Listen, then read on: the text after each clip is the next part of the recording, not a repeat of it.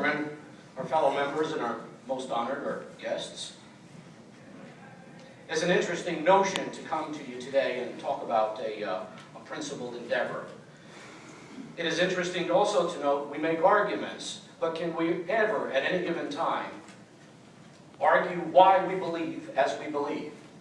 Well, Common Core is an interesting precept, and I'm going to look at this from two premises, personally, to help you understand how to think about this, to formulate your own views and some premises.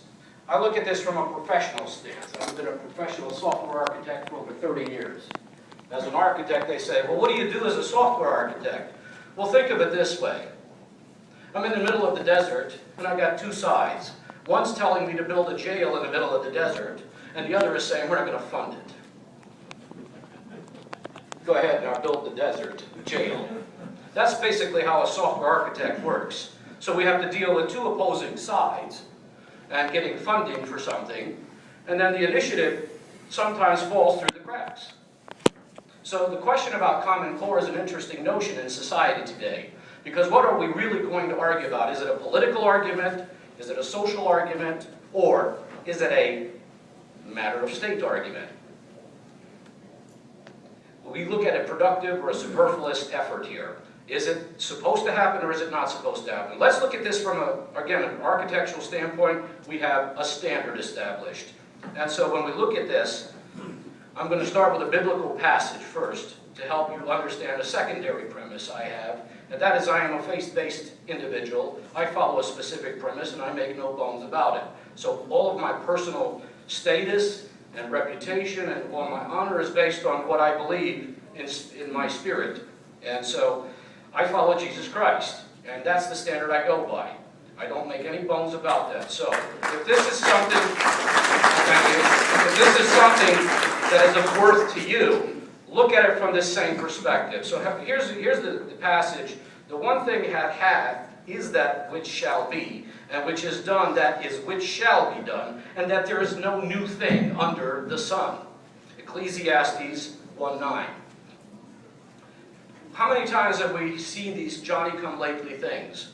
My wife and I raised a beautiful daughter together over a 30-year period, and she's now an administrator with a school district out in New Mexico. And in this school district, they're talking a lot about core competency.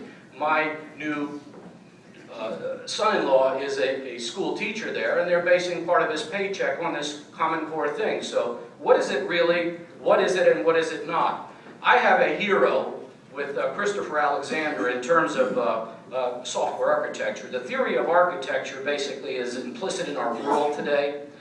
It's bankrupt.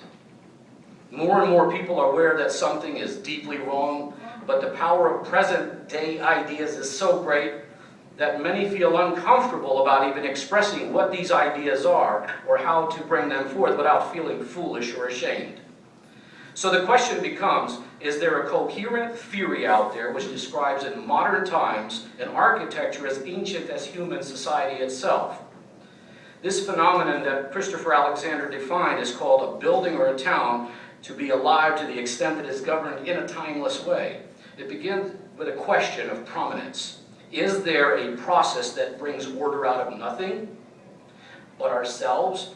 Is it attainable even? What happens when we go on our own accord? What should we ultimately pursue? These are interesting premises to build. And so as an architect, what we have to do is we have to abstract something and come up with a framework. A framework is nothing more than a geometric box. It could be rectangular in shape, it could be square in shape, who cares? You're putting things into it. And the standard is governed by a boundary. Same thing with this jail I'm supposed to build in the middle of nowhere. It has to have a boundary. I can put bad guys in the center in this desert without the bars. But the curmudgeon who doesn't want to give me the money is going to pay the price because I couldn't put bars around it.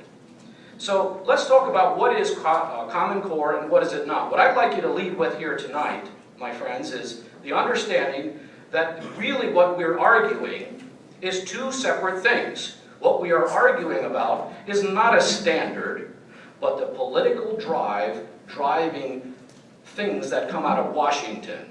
And I'm going to try to illustrate to you carefully how that works.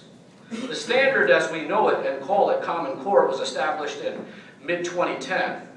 And it comes from two disparate groups. Well, I say three, but I couldn't substantiate that, so I'm going to drop the third one. It comes from the National Governors Association and the Council of Chief State of School Officers.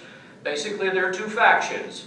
All the governors who get together and discuss their matters and their political tide. And secondarily, the Council of State Chief Schools are a collection of interested parties who are involved in education. So this is where the rubber meets the road in some instances. Where do these political motivations come from, and what does the standard govern? All states ratified this in its inception because what they came up with is a bunch of leaders in business, and these were top-notch leaders in business, such as Microsoft, Cisco, and many other big names like that, funded this effort. And what they did was, they wanted to come up with a standard which would allow us to measure the success and progression of our children in the school systems. So the question now is, with the states withdrawn, there's a lot of political effort of, hey, this is somehow coming on too fast, what are we going to do with this? Pennsylvania and Indiana have withdrawn from this, and states that are considering withdrawal currently is Georgia, Florida, Michigan, Ohio, Kansas. There's a litany of them that are suddenly wanting out. And so what is this? What's going on here? According to the National Heritage Foundation, and it says that it includes strong language, clearly delineating that standards and assertions are not dictated by the U.S. Secretary of Education. Important in a time when the Obama administration has been pushing states to adopt Common Core national standards and tests, an amendment by Representative Blaine Lukenmeyer, Republican of Missouri, further strengthened that provision, providing a sense for Congress. And the states and local educational institutes should maintain the rights and the responsibilities of determining educational curriculum, programs of instruction, and assessments for elementary and secondary education. In short, they want to take care of our children from kindergarten through grade 12. What they're attempting to do on one hand is tell us that they need a standard whereby they can succeed in this modern world. This modern world has newer standards than when you and I engaged. So the momentum there is to look at the standards in English and the arts and the language, which is really nebulous, and the mathematics. The strategy includes the definition of expectations. Now, I gave that word expectations not knowing what to call it. Instead of looking at curriculum, we're going to teach them reading, writing, and arithmetic. That's an example of what curriculum is. Let's look at the expectation of what we want these children to learn about reading, writing, and arithmetic. Now, the advisory committee, action committee, looked at this, and when they made the recommendation to put these standards in place, they wanted to upgrade state standards. Now, I don't know what you all know about the educational system, but it's twofold. There's a federal component and a state component. What do we like to say as Republicans is we like states' rights. Isn't that the way we look at this? Well, states have a specific standard that's funded by Uncle Sam, the Department of Education. So you have two entities fighting for control. Now remember this for later on in our discussion today. The second component is that they want to leverage